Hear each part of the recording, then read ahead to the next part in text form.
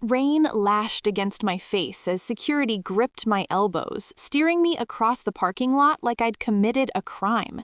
Through the glass walls of the break room, I could see them all lifting crystal flutes, laughing around her. Brooke, with her flawless smile and Harvard pedigree, balloons bobbing cheerfully against the ceiling tiles, while my personal belongings sat miserably in a soggy cardboard box tucked under my arm. I caught Elton's eye, my boss of 3 years, as he raised his glass higher in an exaggerated toast. His lips shaped words I could read even through the rain-smeared glass and pounding downpour. "She'll fix your mess." 3 years, 1,095 days of lost sleep, skipped meals, and solving impossible traffic flow equations while they slowly dismantled my entire support team. 3 years of building something revolutionary, something meant to transform urban mobility forever. "We're pursuing alternative methodologies," Elton had announced 30 minutes earlier, sliding an empty box across his glass desk. Someone with, shall we say, more conventional approaches. I didn't beg, I didn't shout. I simply nodded, mechanically, while something essential inside me folded in on itself like crushed aluminum foil. 3 years of my life, my brilliance, my literal blood and sweat, dismissed with corporate niceties and carefully worded passive constructions.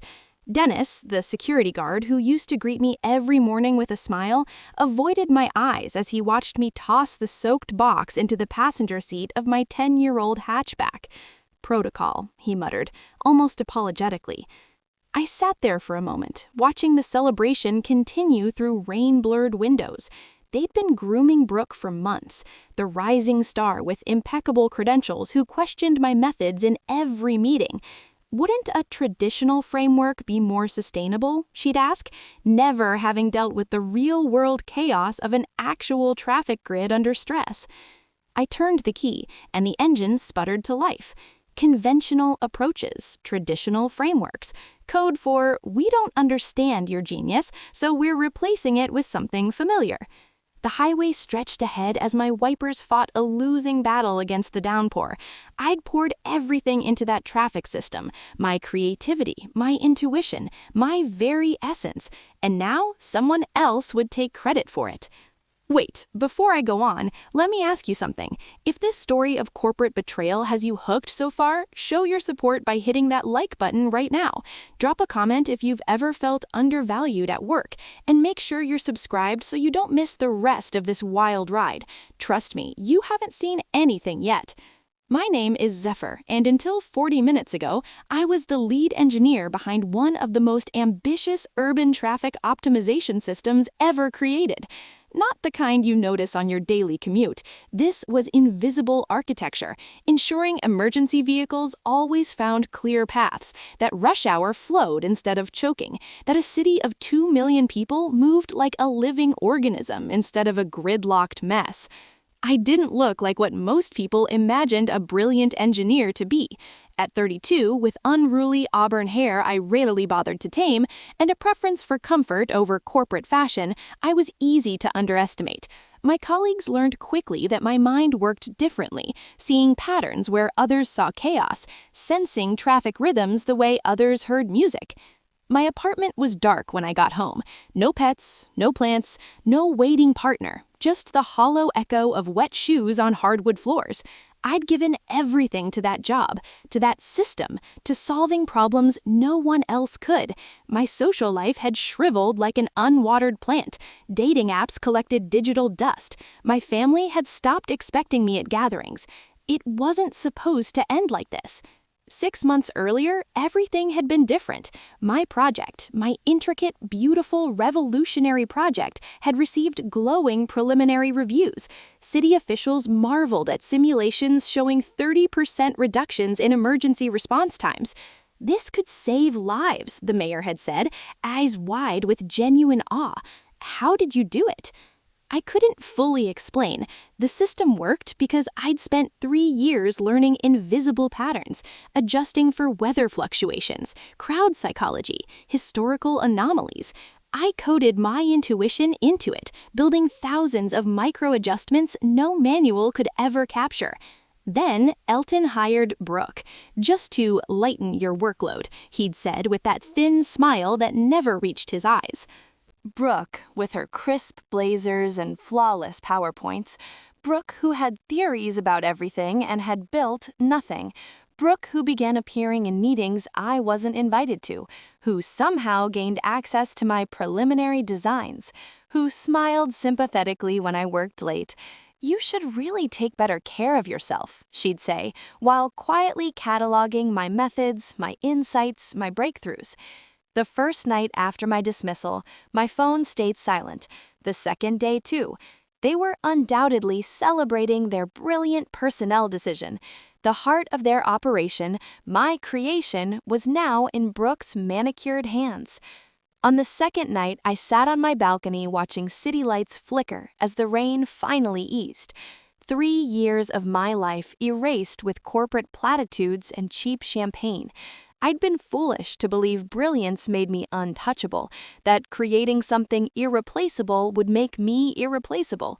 Sleep wouldn't come. I paced my apartment, touching books I'd never had time to read, opening cupboards stocked with protein bars and quick meals. Who was I without my work? What was left of Zephyr when the project that consumed her was gone? Dawn broke on the third day as I brewed bitter coffee. That's when it started. My phone lit up, vibrated. Brooke's name flashed on the screen. I let it ring out. 3 minutes later, another call. Then another. By noon, 7 missed calls, each closer together than the last. By evening, 12. No voicemails, no texts, just relentless calling. At midnight, sitting cross-legged on my bedroom floor amid old notebooks, the physical artifacts of my thinking, the 19th call came through. I watched the phone tremble on the hardwood, imagining Brooke's panic as tomorrow's implementation deadline loomed. The system would run, briefly, then unravel as real-world complexity crushed her conventional approaches.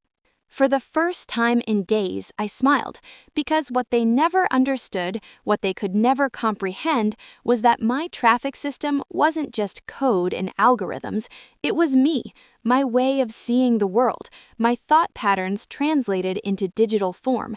It worked because I worked, because I'd embedded my unique perception into every line, every function, every decision tree. My notebooks held equations and diagrams, yes, but not the invisible connections only I could see. That night, I finally slept deeply, my phone silent beside me. Morning brought 27 missed calls. I made coffee and watched the sunrise paint my sparse living room gold. For the first time in years, I had nowhere to be, no deadlines crushing my chest, no midnight coding marathons fueled by desperation and caffeine, just emptiness stretching out like unfamiliar terrain. My phone buzzed again, not Brooke this time. Iris, the only junior engineer who'd survived the team optimization 6 months ago. I hesitated, then answered. "Zephyr," she whispered urgently. "It's falling apart." I listened as she spoke, breathless. The entire North Quadrant grid had locked up, ambulances trapped, helicopters dispatched for 3 emergencies. Brooke kept recalibrating with standard parameters, making everything worse. Elton was spiraling. The mayor had called twice.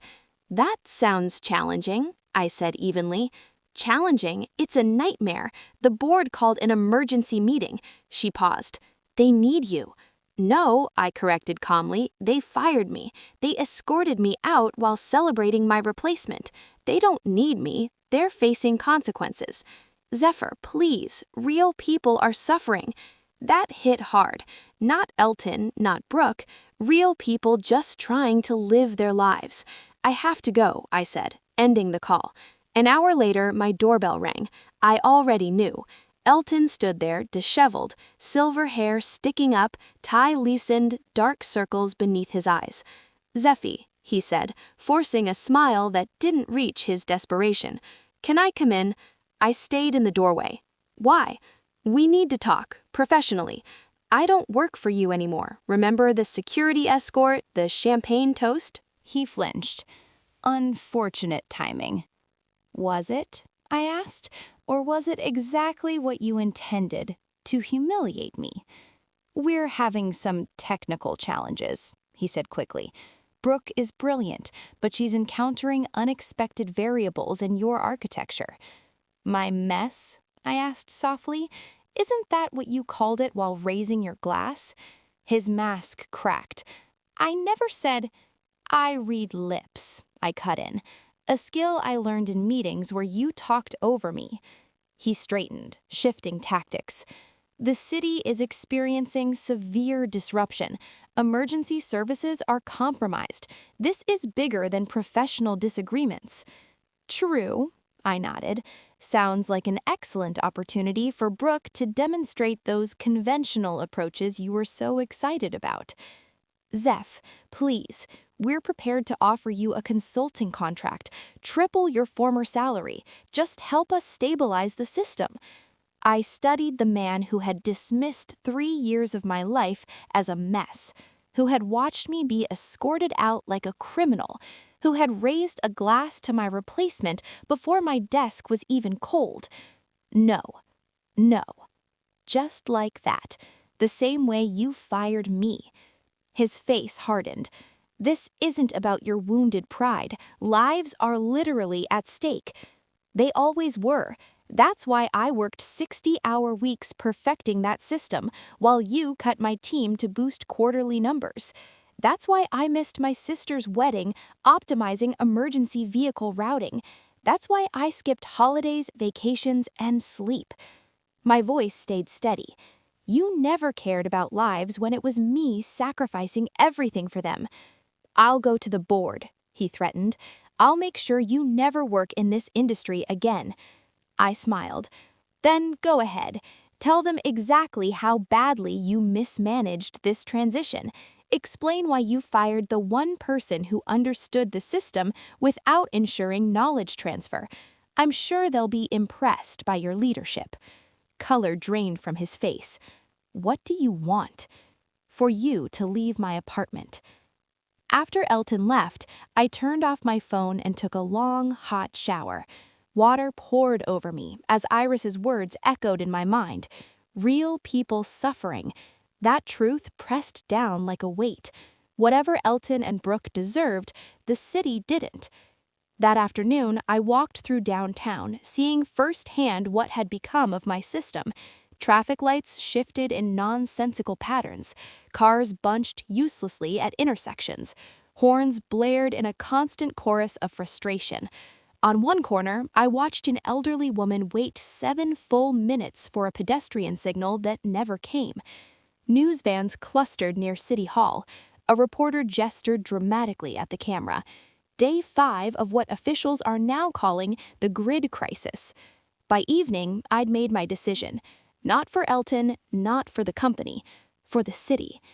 I called Iris. I need specifics. What exactly is happening with the system? Her relief was immediate. Brooke implemented a standardized algorithm package. It works in simulation, but collapses in real conditions. She can't understand why your code adapts in some sectors and freezes in others. Because she's looking for consistent rules where none exist. The system isn't textbook, it's adaptive, organic. That's what I tried telling her. She says your documentation is insufficient. I laughed bitterly. My documentation is meticulous. She just doesn't understand it. Will you help? Please, even advice? I hesitated. I'll think about it. The next morning, a text arrived from an unknown number. An address, a time, 5 words. Please, for the city. Mayor Vivian. I recognized the address, a small cafe far from corporate headquarters. Neutral ground. Smart. Mayor Vivian looked exhausted when I arrived, the weight of a paralyzed city etched into new lines on her face. She stood and shook my hand. Thank you for coming. I haven't agreed to anything, I reminded her as I sat. I know, she said, signaling for coffee, but you're here, which tells me you still care about this city the way you did when you built a system that could have transformed urban mobility forever. Could have, I said quietly. Your former employer is considering shutting it down entirely, she continued. I felt a sharp pang at the thought. That would be unfortunate. It would be catastrophic, she corrected. Emergency response times are up 40%. 2 traffic fatalities may have been preventable. Schools can't run buses. People can't get to work. I wrapped my hands around the warm mug. I know you were treated poorly, she said gently. I saw your dedication. I was shocked to learn you'd been removed. Did they say removed, or that I left? They said you moved on to other opportunities. They fired me without warning, I said, replaced me, celebrated while security marched me out. She winced. I'm truly sorry, but 2 million people are suffering because the system you built is failing without you. It's failing because they thought anyone could run it. I know, she interrupted softly, and they were catastrophically wrong, but punishing them punishes everyone else too. She reached across the table, stopping just short of touching my hand. Help us, not for them, for the city. I can hire you directly as a municipal consultant. They own the system. They're in breach of contract by providing non-functional infrastructure. We have legal grounds. For the first time in days, something sparked inside me. Possibility. I'd need guarantees, I said slowly. Complete creative control. My name on everything. Patents, papers, and I choose my team. Her eyes widened slightly. You've thought this through. I always think. It's my strength, and why I don't sleep. She nodded. I'll make it happen. On my walk home, a text from Iris buzzed in. Emergency board meeting tomorrow. Elton wants a full rebuild. Brooks blaming sabotage in your code. I smiled. Sabotage. Of course. It couldn't be that Brooks simply didn't understand what she'd taken over. That night, as I organized my notes, one final call came through. Brooke. I answered on the last ring. Zephyr. Her voice was tight. We need to talk. We are.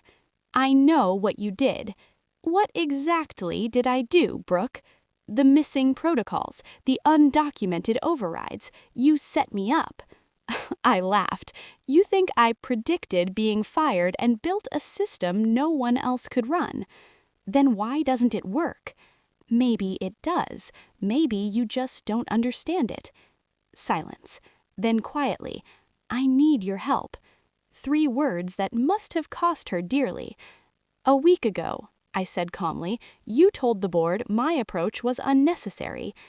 I was wrong, she admitted stiffly. No, I corrected, you just didn't understand it. Her breath hitched. People are suffering. The same argument, the same weight. I'll meet you. Library, main branch, 3rd floor, 10, tomorrow. Thank you, she breathed. Don't bring anything, just a pen. That night, sirens wailed in the distance as streetlights blinked irregularly where my system should have been coordinating them flawlessly. Sleep didn't come. Ideas did. By dawn, a fresh notebook was filled with diagrams and a plan that went far beyond fixing what was broken. The library was nearly empty. Brooke sat rigidly in the study room, eyes shadowed. For a moment, I almost felt sympathy. Almost. I'm not here to save your career, I said. I understand. Do you? You took my job, celebrated while I was escorted out. She looked away. Tell me what's happening, I said, opening my notebook. For an hour, she explained the failures. The more she spoke, the clearer it became. She'd tried to impose rigid rules on something organic. It's not rational, she said. Each sector has its own personality, I replied. Traffic grids don't have personalities. Mine do. I turned the notebook toward her. You're treating it like static code. It responds to variables you aren't even measuring. Her brow furrowed. Like what? Like baseball games, rain, human psychology, relationships, not rules. I closed the notebook. That's why you're failing. So you'll help? I haven't decided. What would it take? I don't want money, I said. I want truth. What does that mean? I want the board to hear exactly what happened, how my system works, why it failed under you. She swallowed. You want me to admit failure? I want accountability from everyone involved. Brooke stared down at her hands. Elton will never agree. He's telling the board your system was fundamentally flawed from the beginning. That's why he brought me in. Then I guess the city stays paralyzed. I stood to leave, but Brooke reached across the table, stopping just short of touching my arm. Wait, what if I tell the truth without him at tomorrow's emergency board meeting? I paused. Why would you do that? Because you're right, because I was wrong, and because this isn't about careers anymore, it's about responsibility. I didn't fully trust her sudden moral clarity, but I nodded anyway. Tomorrow's meeting, I'll be watching very carefully. As I left the library, my phone rang. Zephyr, I've secured approval for your consulting contract. Direct with the city, bypassing the company entirely. You can start immediately. There's something happening tomorrow first, a board meeting I need to see the outcome of. We don't have time for corporate politics, Zephyr. The situation is deteriorating by the hour. 24 hours won't change the structural problems, I said calmly, but it could change everything that happens after we fix them. A brief pause. You have a plan.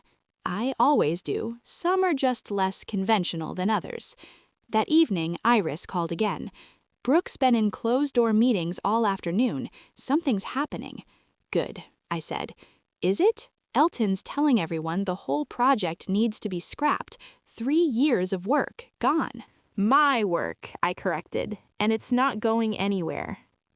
The next morning, I dressed carefully in the only professional outfit I owned, a charcoal gray suit I'd worn to my grandmother's funeral 3 years earlier. I pulled my unruly hair into a neat bun, applied minimal makeup, and fastened the pearl earrings my mother had given me at graduation.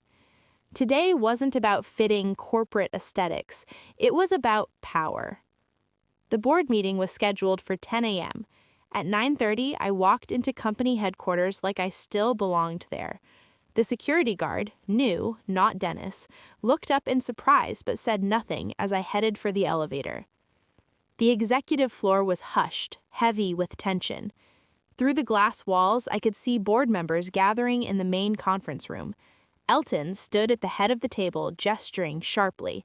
Brooke sat to his right, eyes fixed on her folded hands. I didn't enter. Instead, I took a seat in the waiting area directly in Brooke's line of sight.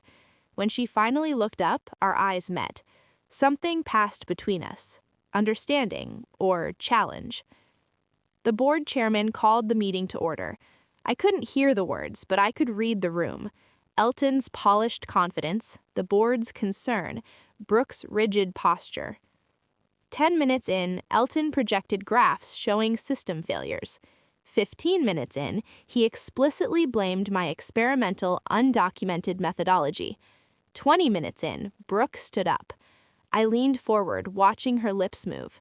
The board members' expressions shifted from concern to surprise, then to something close to shock. Elton tried to interrupt. The chairman silenced him. Brooke kept talking, occasionally glancing toward where I sat. Whatever she was saying, it wasn't Elton's script. At exactly 10:37 a.m., the boardroom door opened. A security guard approached me. Ms. Zephyr, the board has requested your presence. I nodded, stood, smoothed my jacket, and followed him into the lion's den. Silence fell as I entered. Every head turned. Curious, hostile, unreadable. Thank you for joining us, the chairman said evenly. Ms. Brooke has shared some revelatory information about your system traffic design. I nodded, saying nothing. She suggests the current failures aren't due to flaws in your original design, but rather the misapplication of conventional algorithms to your, what did you call it? Adaptive architecture, Brooke said, not meeting Elton's glare. Yes, the chairman said. She further suggests you alone fully understand how to operate the system properly, and that your dismissal was precipitous. I turned to Elton, whose face had flushed an unhealthy red. Precipitous, I repeated, an interesting word for firing the one person who understood the multi-million-dollar system you contracted to deliver. Now see here, Elton began. The chairman raised a hand. Ms. Zephyr, the situation is critical. The city is threatening legal action. Our reputation is suffering severe damage. We need solutions, not recriminations. I agree completely, I said calmly, which is why I've accepted a position as direct consultant to the mayor's office, effective immediately. The room erupted in confused murmurs. The chairman struck his gavel. You've what? Elton sputtered. The city has exercised its contractual right to engage independent expertise. Since you licensed my system to them and can no longer make it function, they hired me to fix it. You can't.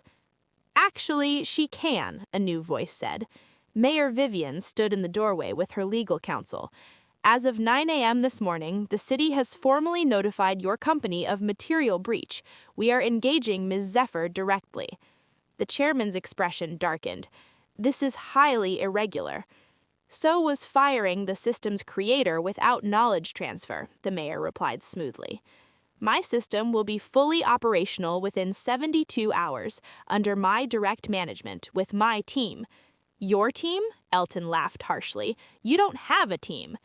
I will, I said, starting with Iris, effective today, along with any engineers who value adaptive thinking over conventional shortcuts.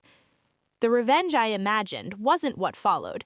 It wasn't Elton's sputtering outrage or the board's dawning horror. It wasn't even the mayor's perfectly timed entrance. The real revenge came 48 hours later, when my restored system quietly, elegantly resumed control of the city. Emergency response times dropped back to record lows. Traffic flowed like water finding its course. The mayor held a press conference announcing the innovative architectural approach pioneered by municipal consultant Zephyr, soon to be adopted worldwide. The sweetest moment wasn't the job offers flooding my inbox. It wasn't the industry praise or consulting fees. It was 1 month later, walking past my former company's headquarters on my way to City Hall. Through the glass lobby, I saw boxes, empty desks, and employees packing up. The city contract, their primary revenue source, had been reassigned to my municipal innovation division. Near the entrance stood Elton, shell-shocked, watching his empire collapse. Our eyes met. I didn't smile or gloat. I nodded once and kept walking. My team waited for me at City Hall. Brilliant, unconventional, ready. Because true revenge isn't destruction, it's building something better from the ashes of what was taken. If you made it to the end of this journey, you know what it feels like to be underestimated, dismissed, and vindicated. Share your own story of professional redemption. Like this video if you believe in unconventional thinking, and subscribe for more stories of triumph over corporate toxicity. Because sometimes the best revenge isn't just success, it's changing the entire game.